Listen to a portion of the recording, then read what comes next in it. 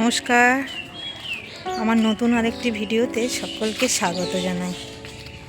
সকাল এখন 9:30 বাজে। এখন এসছি বাগানে। কাল রাতে তো প্রচুর বৃষ্টি হয়েছে, আর বৃষ্টির জন্য দেখতে এসছি এই ফুল গাছগুলো কেমন আছে। ফুলগুলো কি সুন্দর হয়েছে। গোড়ায় মাটি দিলে এই গাছগুলো অনেক বড় বড় হবে। ফুলগুলো কি সুন্দর হয়েছে। ওই একটা গাছ আছে, আর সেই যে একটা গাছ, এদিকে বাঁধাকপি গাছ ও হয়ে আছে। বাঁধাকপি খাওয়া হচ্ছে না এখন আর এই দেখুন, এই একটা গাছ দেখুন, এটা কি গাছ বলুন তো? এটা হচ্ছে ফুলকপি গাছ। আর ফুলকপির থেকে এই যে দানা হয়েছে, দানাগুলো পাকিয়ে আর শুকিয়ে রেখে দেব, দেখব পরের বছর গাছ ভালো হয় কিনা।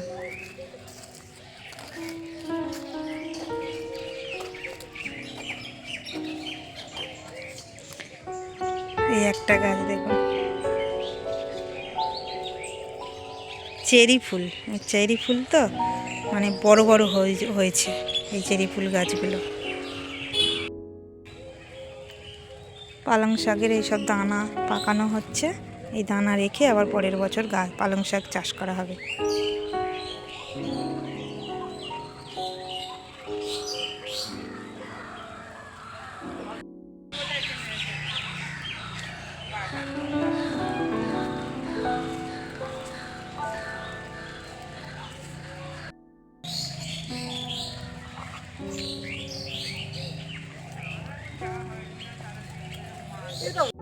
বৃষ্টি হয়েছে আর তার জন্য একটু ঠান্ডা হাওয়া দিচ্ছে, আর সজনে গাছের ফুলগুলো সব পড়ে যাচ্ছে। কতটা ফুল পড়ে আছে দেখুন। মা তো সকালবেলা কুড়িয়েছে, আবার এই যে একটু বেলায় এসছে আবার পড়েছে। আমিও মায়ের সাথে অল্প একটু কুড়াই। ফুল কুড়াতে তো অনেকটা সময় লাগবে। আর আজকে এখানে মানে কুলপো শাক আছে, সেই কুলপো শাকগুলো তুলবো। আর বাড়িতে শিঙি মাছ এনেছে, শিঙি মাছ ঝিঙে দিয়ে আর কুলপো শাক দিয়ে ঝোল করব। দারুণ একটা রেসিপি, খেতে না খুব সুন্দর লাগে। আর ওই যে কুলপো শাকের একটু গন্ধ আছে তো, তাই বাড়িতে না আমার ছেলে একদমই খেতে চায় না। আমি এইভাবে যে মাছের ঝোল করে তার মধ্যে ওই কুলপো শাকটা দিই, তাহলে গন্ধ থাকে না, আর গরম গরম খেতেও ভালো লাগে। আর ওইভাবেই না খাওয়ালে আমি এই কুলপো শাক আমার ছেলেকে খাওয়াতে পারি না। তার জন্য আমি প্রত্যেকবারে যখন হয় মাছের ঝোলে দিয়ে খাওয়ানোর চেষ্টা করি।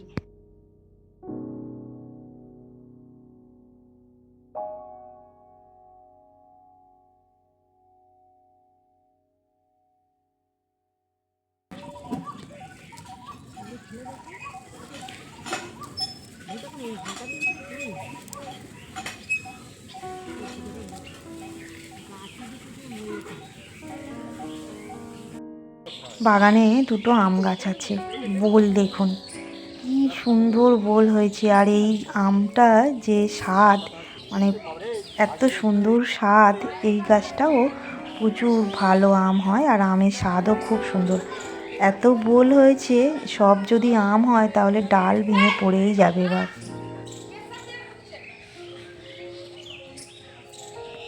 আর এই একটা আছে ব্রোকলি গাছ। ব্রোকলির প্রচণ্ড ফুল হয়েছে, আর ছোট ছোট দানার মতো শীষ বার হয়েছে। এটাকেও পাকাবো। এখন চলে এসেছি বাড়ি। আর যে শাকটা তুললাম বেশ অনেকটাই হয়েছে, এবার বেছে নেব।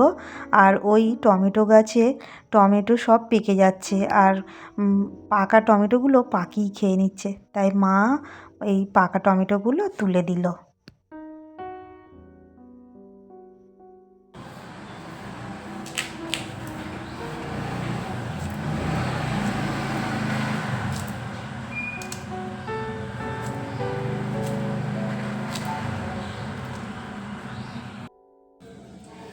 পুঁই শাক নিয়ে এসেছি পুরো গোড়া সমেত। এই বৃষ্টি হয়েছে তো, এই পুঁই শাক যদি বসানো হয় সুন্দর হয়তো গাছ হতে পারে। যাই বসাবো না, অনেক দানা ফেলেছি পুঁই শাকের। পুঁই শাক কেমন হয় দেখা যাক।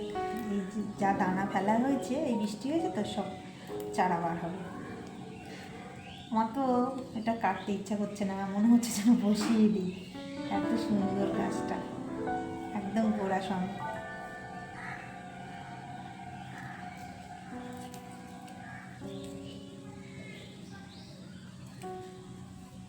তো আমাদের দাদাভাই মাছ এনেছে আর বলছিল যে এটা শিঙি মাছ, কিন্তু আমার তো দেখে মনে হচ্ছে এটা মাগুর মাছ, মাগুর মাছের মতো কালার। যাই হোক, এখন মাছটা ভালোভাবে পরিষ্কার করে নিই।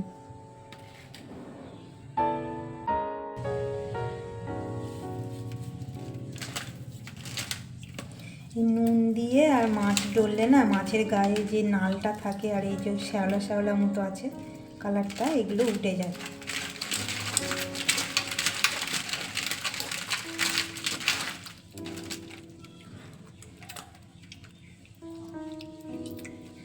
একটু ডলতে হবে ভালো করে, ডললে উঠে যাবে।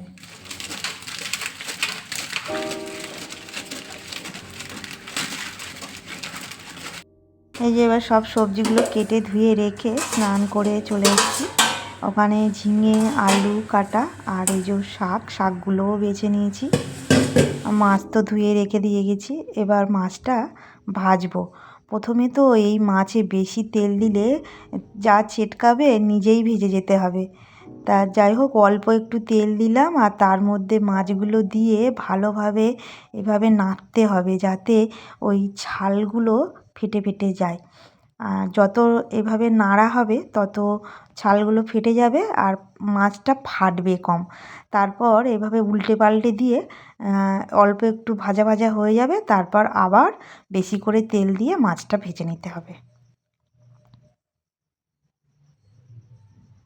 আমি যখন প্রথমবার এই মাছ রান্না করেছিলাম, মাগুর মাছ, আমার মনে আছে এখনও, তখন মাছ তেলে দিয়েছি আর ফেটে পুরো চোখের মধ্যে তেল পড়ে গেছে, কি জ্বালা! আর আমার একটু কিছু হলে মানে প্রচণ্ড কান্না পায়, কতটা পুড়ে গেছিলো। তারপর থেকেই আমি এইভাবেই ওই মাছ ভাজি। আর ওদিকে মাছ ভাজা হচ্ছে আর এদিকে ওই কুমড়ো পুঁই শাক একটা নিরামিষ তরকারি করছি। মাছ ভাজা হয়ে গেছে, মাছটা তুলে নিলাম।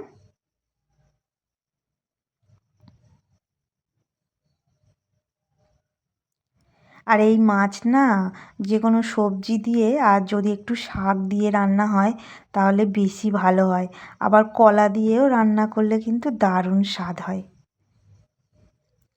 মাছ ভাজার তেলে এই ঝিঙে আর আলুটা দিয়ে ভালোভাবে একটু ভেজে নেব।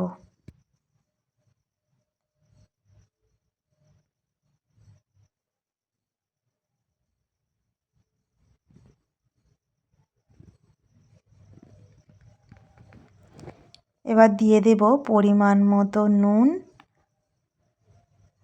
আর পরিমাণ মতো হলুদ দিয়ে আবারও একটু ভাজা ভাজা করে নেব সবজিটা। আমি আজকে বেশি সবজি ভাজবো না, কারণ শিঙি মাছ দিয়ে রান্না করব তো, একটু পাতলা ঝোল আর অল্প তেল মশলায় রান্না করতে চাই। আর রান্নাটা হয়েও ছিল, কিন্তু দারুণ স্বাদ।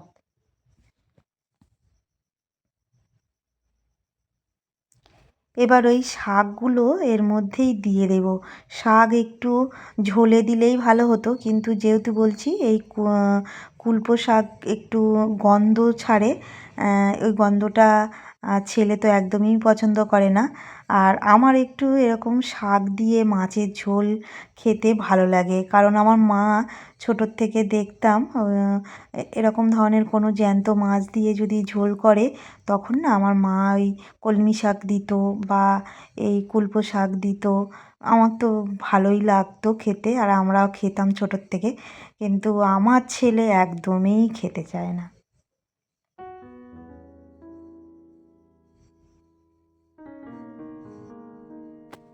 নাড়াচাড়া একটু করে নিলাম, এবার দিয়ে দেবো এবার ওই যে ঝোলটা ফুটে উঠেছে, এবার মাছটা দিয়ে একটু ফুটিয়ে নেব।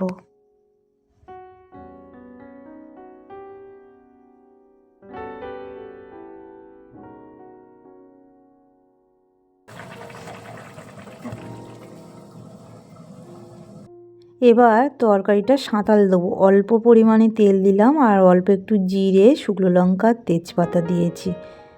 দিয়ে অল্প একটু নাড়াচাড়া করে এবার আদা আর জিরে বাটা এর মধ্যে দিয়ে দিলাম।